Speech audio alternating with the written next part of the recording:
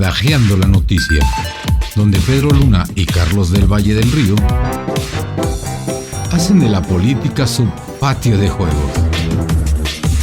Un podcast presentado por Sin Sesgo.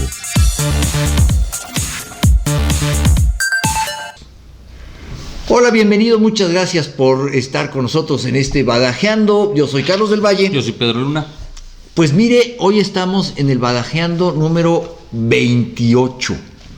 ¿Cómo hemos hecho badajeando? Ya van. Muchas gracias por aguantarnos tanto. Nosotros lo hemos disfrutado mucho. Esperamos que usted también lo disfrute. Este es nuestro último Badajeando del año, ¿no? Ya déjenos también tomar una semanita de vacaciones, una nada más, pero porque el país no da para que descansemos mucho. No se ha detenido. No se ha detenido. Y fíjate, ha sido, creo, uno de los años políticamente más intensos que ha habido en el país. Sí, ¿no? Además, creo que eso tuvo que ver mucho también el despertar de la oposición, que sí tuvo un... después de que parecía que estaba totalmente apagada. Pero ¿sabes qué me da la idea, Pedro? Como cuando estás muy cansado, que suena el despertador y te levantas y dices 5 minutitos más, y esos 5 se vuelven 10 o 15 y dices, ay.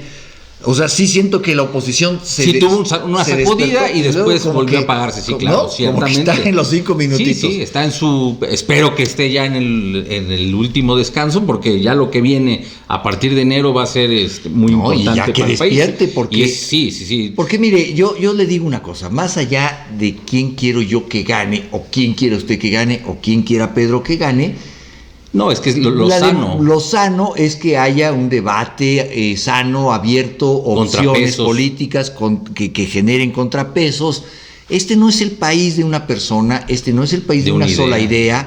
Este país somos muy diversos, muy complejos y todos tenemos que estar representados en la política, en el Congreso, en los órganos, en todo, ¿no? Entonces, y que se mantenga por lo que se luchó tanto tiempo, que eso es algo muy importante que parece que se ha olvidado.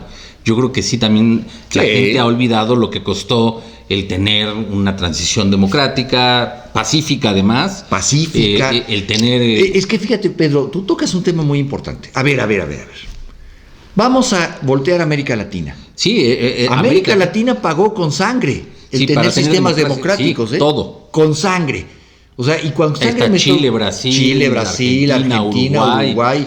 El que tú me digas, Perú, donde tú me digas, pagaron con sangre. Sí. Es decir, tuvieron que salir a la calle a enfrentarse violentamente. Generalmente al ejército, porque eran juntas militares. México logró una transición institucional, democrática. Un día hubo un cambio, lo hemos platicado aquí, no fue el que esperábamos. Porque le voy a decir una cosa también. Estarás de acuerdo conmigo, Pedro. A veces nos desesperamos mucho. La democracia avanza a su ritmo. Quisiéramos tener un sistema mañana perfecto, pero las cosas van a su ritmo. Yo creo que ahí hubo dos circunstancias. Una, que se esperaba mucho más diferencia entre lo que venía del PRI y cuando llegó Fox, que se esperaba un cambio muy radical.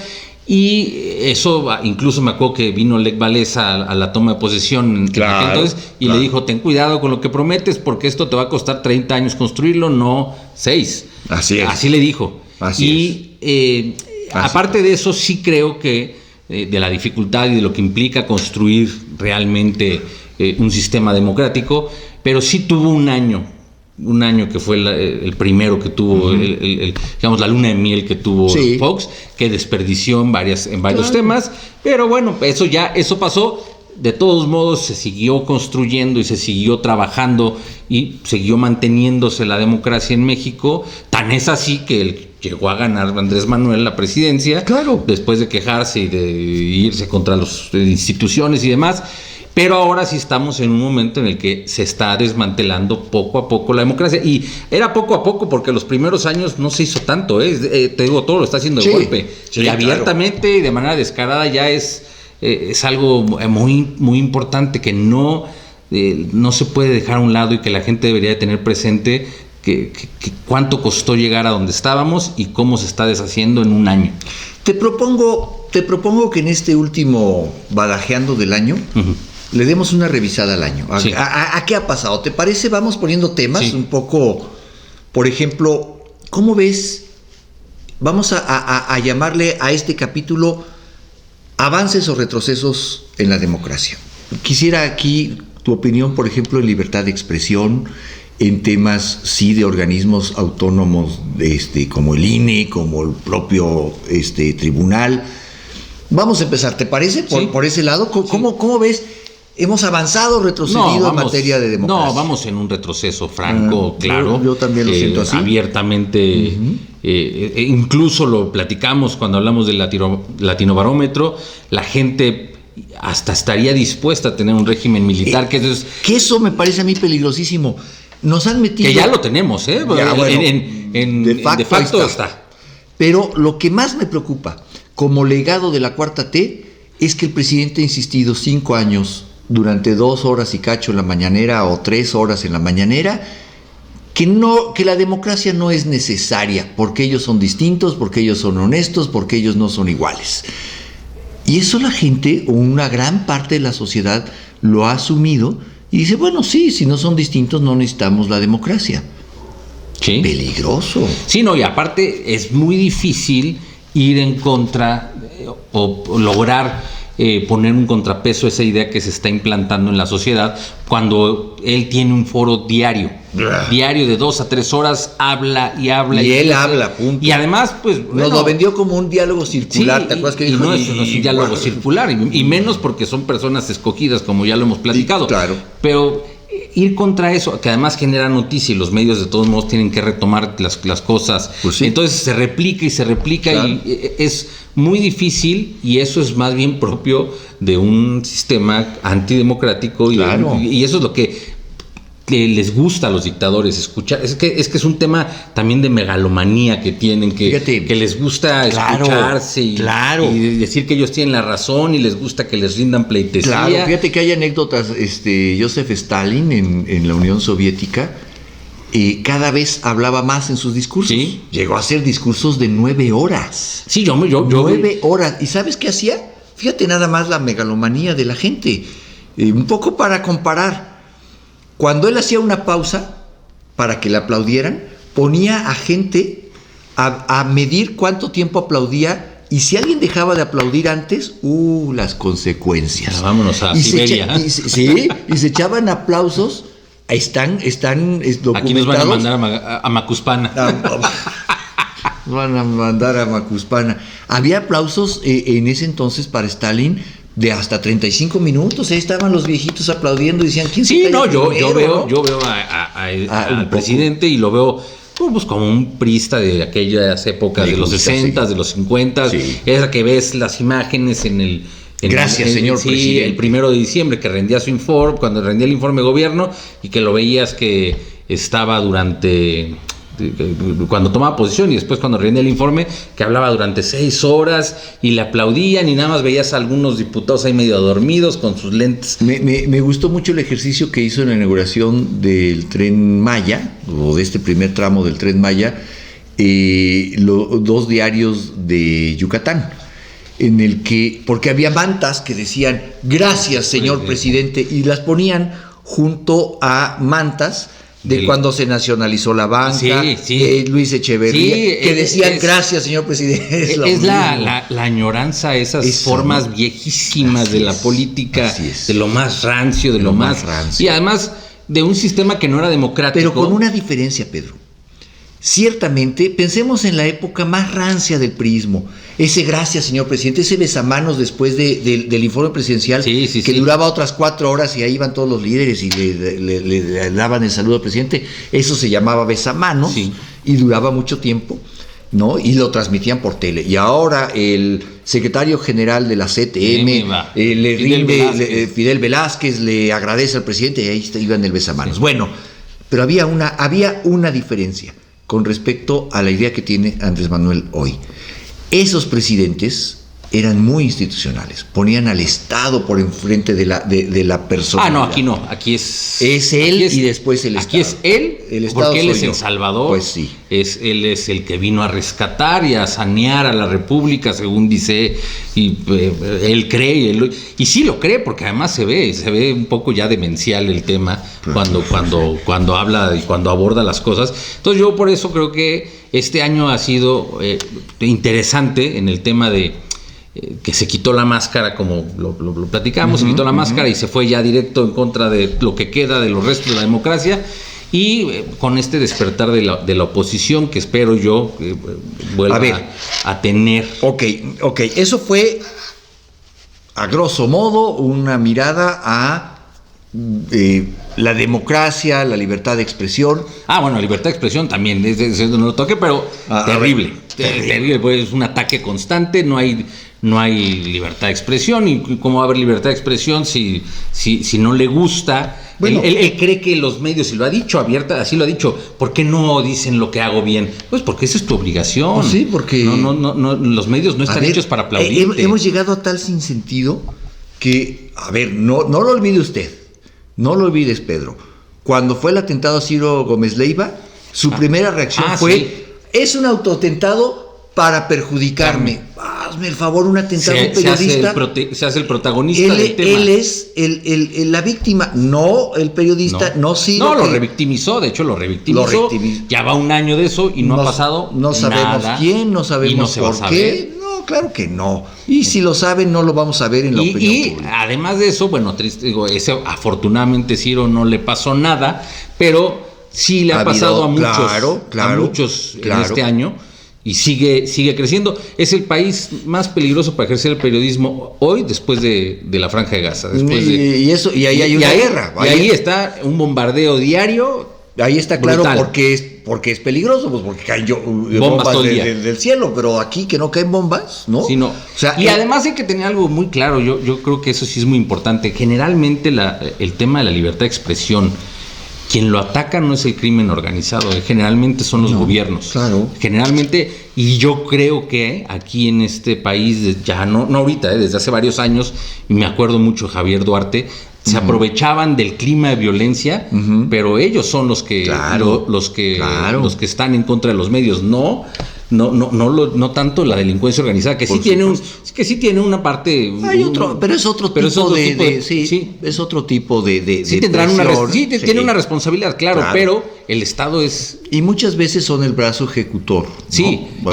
Sin duda. Porque alguien les habla y les dice, bueno, ya molestó. Claro. A ellos no les importa mucho que estén diciendo. Fíjate, cuando fue la muerte de Buendía, ¿te acuerdas tú? Un columnista muy importante del Excelsior en su momento. Estamos hablando de los 80s, ¿no? Sí. O 90s. No, 80s, porque era secretario de Gobernación Manuel Bartlett, director de la CFE. Claro, el hoy director de la CFE, para que veas que son nuevas generaciones. Bueno, cuando fue el asesinato de Buendía, luego se agarró al asesino. En ese momento se le persiguió y se agarró a uno de los asesinos, al que disparó, ¿y qué era?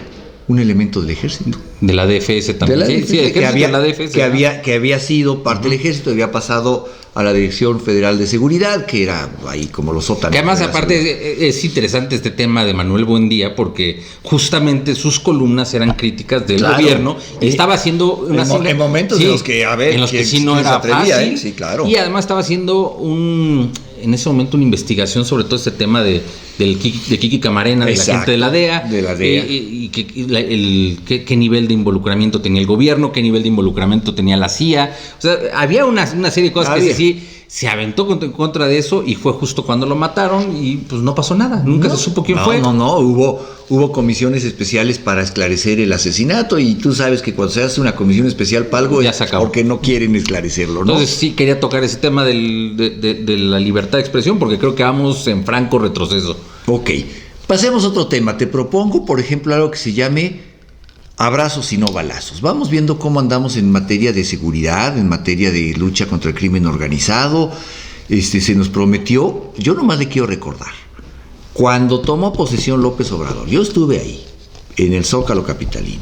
Y si no estuvo usted ahí, pues ahí están los cuando dijo, en menos de un año los criminales estarán en franca retirada por los apoyos sociales que vamos a dar, ya no tendrán necesidad de delinquir, como si el crimen organizado fuera una consecuencia de la necesidad, aunque no es así.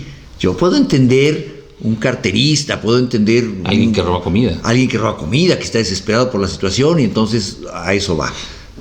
Pero el crimen organizado, que mueve miles de millones de dólares por el mundo, esos no están por hambre ahí, no. No, y ahí es totalmente, digamos, que no lo cumplió, es falso, aunque él diga otras cosas, porque un ejemplo claro es lo que ha pasado ahora con la nueva familia michoacana, que es un grupo que ya había desaparecido, es un grupo que ya no existía y que ahora regresa.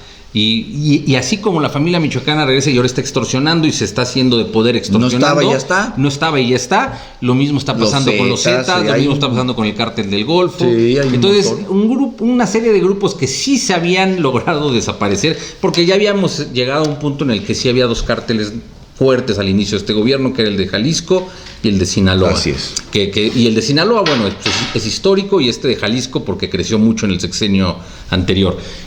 Pero no ha habido ni un logro en el tema. No solamente eso, sino que hay una apología al crimen por parte del presidente. Hay un desafío claro cuando va cada rato a Sinaloa. ¿Por qué? No se sabe, pero en momentos... Cuando revictimiza a jóvenes que no... Porque al final es lógico, porque los revictimiza.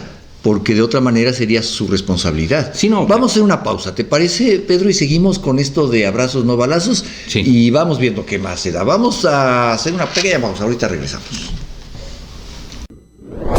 Suscríbete a nuestro canal de YouTube. Sin Sesgo, periodismo de clase mundial para un mundo que nos pertenece. Ya estamos de regreso, estamos dando una revisada a cómo vimos el año, ¿no? Ojalá no nos tachen de muy pesimistas, porque ahorita a ver qué encontramos. Algo bueno debe haber pasado también, ¿no? Sí, pues... Bueno, ahorita le encontramos, no, seguro. A ver, para que no digan que andamos muy pesimistas. Pero vamos a cerrar el tema de abrazos y no balazos. ¿Cómo vamos en materia de seguridad, de lucha contra el crimen organizado? Pues los números son muy claros, a pesar de que ahora los está maquillando. Tenemos a 48,000 desaparecidos en este sexenio, más los que había de otras administraciones, vamos en 100 y tantos mil. Y a esto hay que sumarle que, bueno, la Guardia Nacional, que se militarizó a pesar de que no se debía militarizar, porque ese fue la reforma constitucional, establece un mando civil. Eso no importa, no me vengan con que la ley es la ley. Ya es totalmente del ejército. Ha habido otros intentos por ya definitivamente adscribirla a las Fuerzas Armadas, pero bueno, eso no ha pasado.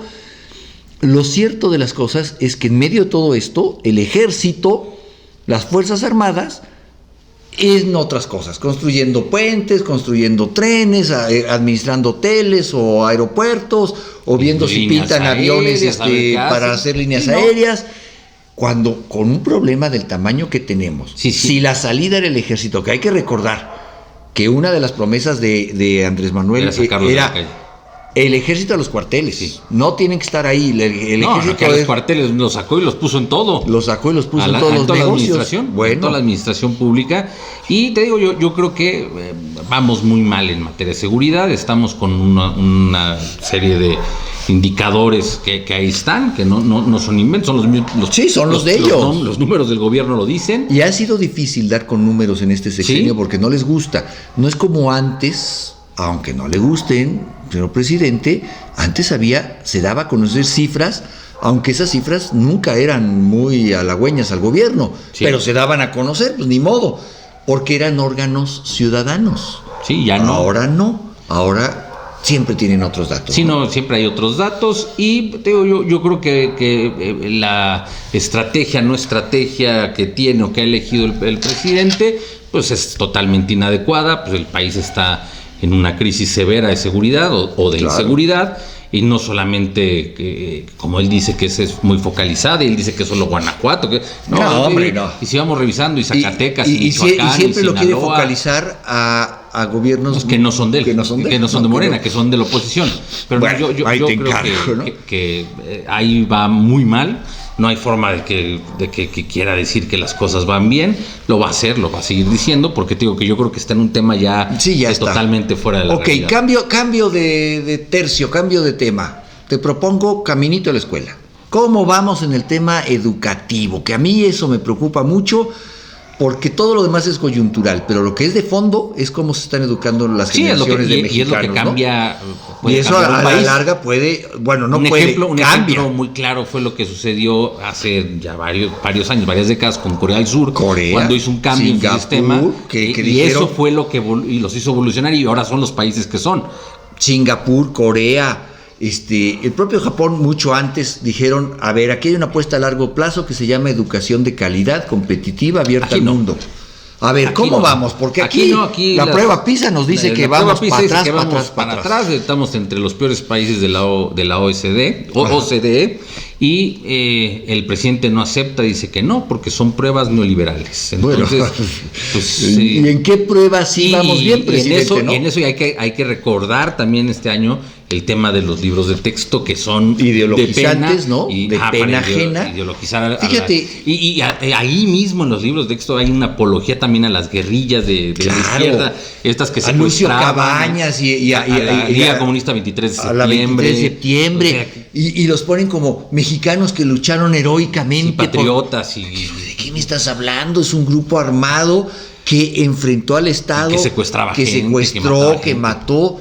Y ahora son mexicanos heroicos. Heroicos y ejemplares. Bueno, la cosa es que vamos para atrás en materia educativa, al grado, Pedro, de que hoy por hoy ni siquiera tenemos un programa educativo homologado en toda la República Mexicana. Sí, no. Hay estados que usan unos libros, hay estados que usan otros libros, hay niveles educativos que utilizan los de el sistema anterior, otros que incorporaron estos nuevos libros de Max Arriaga, Además hay que recordar que viene también una ideología de Venezuela, claro. Viene de una ideología antidemocrática, viene de un tema justo de ideologizar a los niños. Eso es con respecto a la educación de nuestros jóvenes, que ya, vamos, reprobadísimo.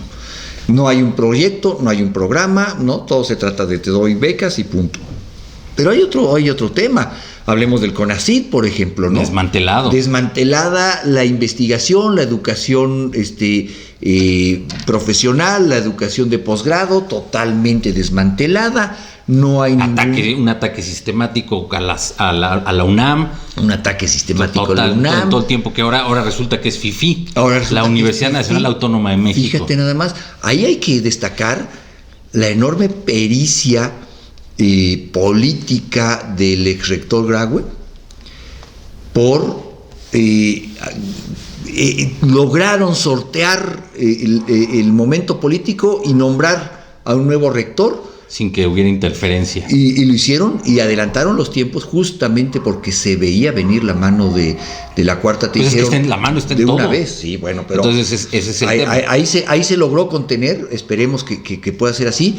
Pero hay un desprecio brutal por el conocimiento científico, por la educación básica. Pues es que lo niegan, es muy fácil negarlo, como niegan los hechos, niegan la ciencia.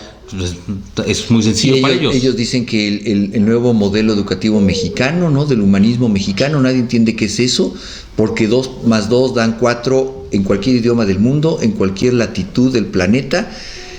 ¿Y a qué me refiero con esto? A que se ha menospreciado la educación científica, el razonamiento matemático, y se le ha dado todo un vuelco a la historia muy manipulada de México y el mundo, ¿no? Los norteamericanos son los malos, nosotros somos las víctimas, siempre hay un mundo imperialista que quiere dominarnos y nosotros nos hemos resistido heroicamente. En lugar de enseñarle a las nuevas generaciones a insertarse en un mundo de competitividad, a ser proactivos con respecto a la investigación, con respecto a la generación de soluciones, todo eso es aspiracionista fifí y se ha hecho un lado. Y está mal. Y está mal tener intenciones o aspiraciones a superarte. No lo hagas, eso está mal. Claro. Ya lo ha dicho él, que con muy poco es suficiente, con un par de zapatos es suficiente tenemos, ¿no? para ser feliz, pero bueno, creo que se lo transmite a sus hijos también, porque no, sus hijos no creo que sean felices con poco. No, ni su hijo menor está recibiendo la educación que reciben los mexicanos. Él está en una escuela de privilegio en Londres, donde se educa la élite del Reino Unido. Yo no sé después cómo va a hablar con él, porque pues, una persona que no tiene tantita cultura y no sabe su lugar en el mundo, pues que va a hablar él con el hijo. Vamos a cambiar de tema, ¿te parece? Yo te propongo un tema de prospectiva. A ver. Rumbo al 2024. A ver, venga. ¿Qué va a pasar en las elecciones, en este proceso electoral? ¿Cómo lo ves tú? ¿Cómo crees que se va a desarrollar? ¿Y cuáles crees que puedan ser los resultados con la fotografía que tenemos hasta el momento? Okay. Bueno, y haciendo un poco de futurismo, ¿no? De prospectiva. Yo creo, a ver, ya que pones el tema, me parece muy interesante. Yo creo que Morena ha llegado a su techo electoral. Lo que hoy vemos en las encuestas a Claudia Sheinbaum es lo más que va a obtener. No va a obtener más. Ya no tienen más voto. No es despreciable, con ese voto ganan, ¿eh? Sí, no. Con ese voto ganan. Ahora, el reto está en no perder más votos. A partir de ahora, Morena va a empezar a perder votos. Sí, uno o muchos. Sí, la administración, ¿no? De la caída. El gobierno cuesta, o sea, gobernar cuesta, y como no haces las cosas bien, no sino todos los gobiernos, el gobierno cuesta, ¿no? Hay que administrar la caída. Eso nos lleva a que la oposición necesariamente va a crecer. ¿A qué voy con todo esto? Si gana Claudia Sheinbaum sobre Xóchitl, no lo sé. Hoy los números dicen que sí. No sé si les alcance para revertirlos, lo veo muy difícil. Pero lo que sí veo es una elección mucho más pareja, en la que tengamos un Congreso más equilibrado. Esto es bueno en materia de números, es malo si hoy te pones a ver, por ejemplo, la lista que ya dio el PAN de candidatos plurinominales al Senado. Ya regresa Ricardo Anaya. Los mismitos de siempre, los que se fueron huyendo y no dieron la cara, como Ricardo Anaya, hoy están de regreso diciendo, con fuero sí hablo. A ver, Ricardo, tú y yo nos conocemos de hace tiempo, y yo aquí me quedé a hablar, y yo no tengo fuero, ni estoy pidiendo puestos, tú sí. O sea, lo malo que le veo a esto es que ante este crecimiento de la oposición se van a incrustar los mismitos de siempre. Sí, los mismitos del PRI, del PAN, del PRD. Ya nos lo anticipó mi amigo Zambrano también, él va para el Senado, ¿no? A ver, los mismos de siempre. Eso no nos va a llevar a un nuevo debate, no nos va a llevar a sí va a haber un equilibrio, pero van a ser los mismos de siempre. Y eso no necesariamente es una buena noticia. No, sobre todo por el tema de que no se están tampoco creando nuevos cuadros políticos en el país. No hay, son los mismos que llevan gobernando 30, 40 años, incluso más. Fíjate cómo es la vida. ¿Sabes dónde sí hay nuevos cuadros? En MC. Bueno, son los únicos donde pero hay con los viejos, mañas, ¿eh? Sí, con la obediencia y con las viejas porque mañas. Ahí está el gobernador de Nuevo León que ahora sabemos que se regresó porque tiene unos negocios brutales, hay que defender. Sí, con unos parques industriales, de miles que se están adueñando desde el gobierno, y dijo no, que trae un pleito, y además se la pasa todo el tiempo de pleito con la oposición, porque la oposición lo quiere frenar. Y sí, es un tema de negocios, como lo habíamos platicado. Así es. Y yo creo que aparte de los negocios, de lo que ya ha hecho en este tiempo, también de que no lo vayan a perseguir, porque aparte tiene muchas otras cosas. Pero yo con respecto al proceso electoral del año que entra, creo que sí va a ser mucho más competido de lo que parece hoy. Sí, creo que hay un tema con el que hay que tener mucho cuidado, que son las encuestadoras. Yo ya desde hace mucho tiempo te he dicho, no confío en eso. Se han convertido en una herramienta electoral y no una herramienta de medición. Sí, no. Y ya no tienen, ya no se utilizan como sería su objetivo real, que era dar a conocer más o menos las tendencias que hay. Y yo creo que ya nada más están fungiendo cada quien pues como mercenarios, que es lamentable, porque estamos hablando de de que también fue parte del tema de la democracia, del crecimiento en México, y ahora se prestan para este juego de que el que le paga es el que sale publicado, se colocan. Entonces hay que tener cuidado, porque yo sí no creo tampoco que con lo que está sucediendo actualmente y los escándalos que están saliendo y los que vienen, porque va a ser una elección plagada de escándalos. Yo creo que esto que pasó del hijo de Andrés Manuel, de Andy, es una pizca. Él dijo, enséñenme las grabaciones, que las venga y las enseña aquí Carlos Loret. Pues creo que el año que entra sí va a haber grabaciones, y eso no lo espera el presidente, en las que va a quedar exhibido su hijo. Yo creo que eso es algo que yo he estado pensando y analizando. Pues eso están administrando. ¿Tú crees que van a sacar lo más importante ahorita? No, en el momento indicado. Y no solo va a ser ese, van a haber muchos, porque estamos ante un gobierno, como lo hemos dicho, muy corrupto. Fue un gobierno muy corrupto el anterior, se salió con la suya en algunas cosas, pero sí, no en todas, porque vimos a muchos gobernadores finalmente en la cárcel, exgobernadores del PRI.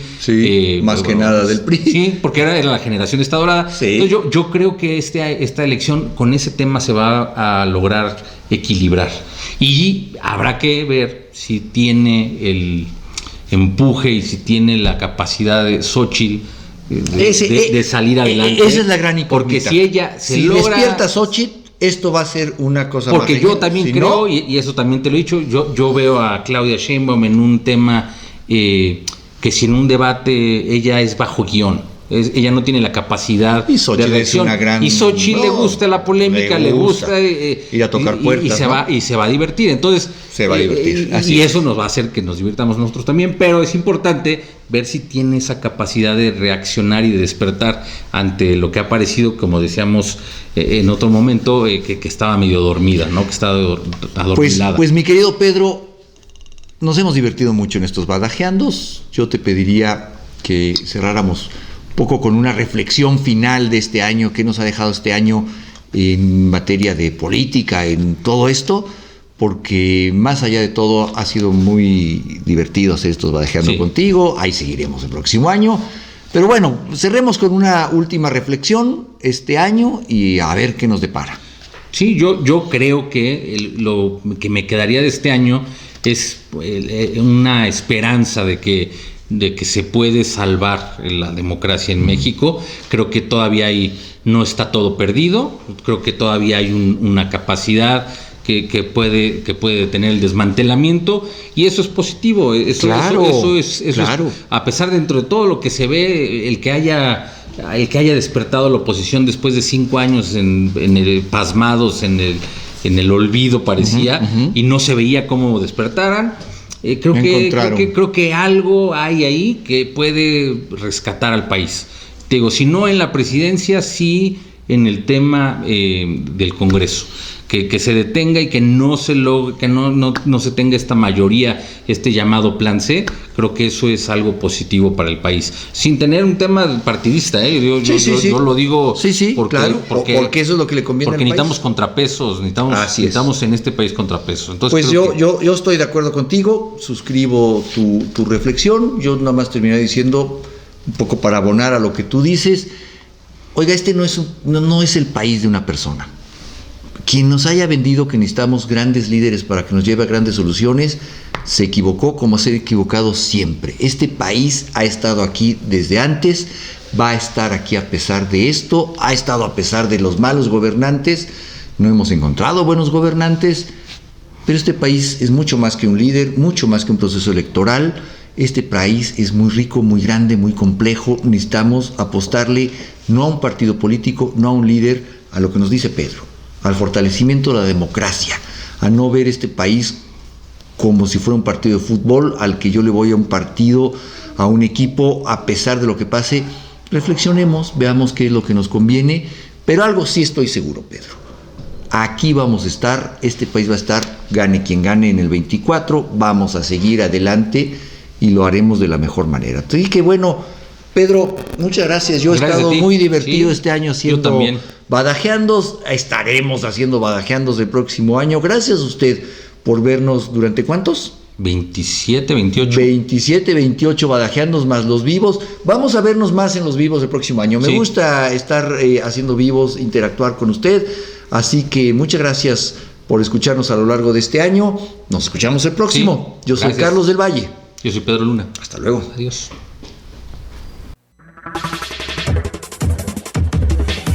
Hasta aquí Badajeando la Noticia, donde Pedro Luna y Carlos del Valle del Río hacen de la política su patio de juegos. Un podcast presentado por Sin Sesgo.